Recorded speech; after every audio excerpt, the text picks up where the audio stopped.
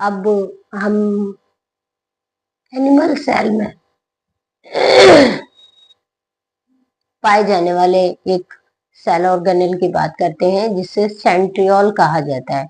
और centriole only animal cell में ही पाए जाते हैं, प्लांट सेल में नहीं पाए जाते। और न्यूक्लियस के डिवीजन के समय सेंट्रियोल एस्टर का फॉर्मेशन कराते हैं। एस्टर यानी जब डिवीजन होता है, जब सेल में डिवीजन होता है, तब सेंट्रियोल के द्वारा किसका फॉर्मेशन होता है? एस्टर का फॉर्मेशन होता है। याद रखिएगा, ओनली एनिमल सेल में ही सेंट्रियोल पाया जाता है, प्लांट सेल में सेंट्रियोल नहीं होता है। और न्यूक्लियस डिवीजन के समय ये एस्टर का फॉर्मेशन कराते हैं। कुछ जो एनिमल सेल हैं जिनमें एस्टर का फॉर्मेशन होता है, ये डिवीजन करते हैं, तब ये डिवीजन कहलाता है एम्फी एस्ट्रल, है ना। और जिनमें एस्टर प्रेजेंट नहीं होता है, एस्टर का फॉर्मेशन नहीं होता है, ये कहलाते हैं एनेस्ट्रल, है ना।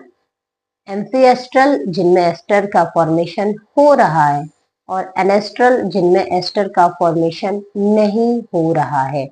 याद रखिएगा। अब ये जो एस्टर है, ये सेल डिवीजन में देखिए किस तरह से सेल का डिवीजन करते हैं। इसके बारे में हम सेल डिवीजन को जब पढ़ेंगे, जब कैरियोकाइनेसिस, साइटोकाइनेसिस, मियोसिस और माइटोसिस को हम स्टडी करेंगे, तब हम बात करेंगे।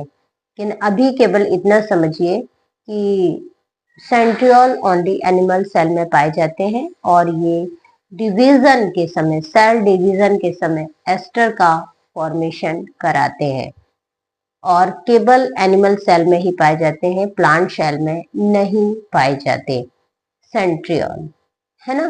कहाँ प्रेजेंट होते हैं? न्यूक्लियस के पास जो न्यूक्लियोप्लाज्म होता है, वहीं पर दो सेंट्रियोल प्रेजेंट होते हैं।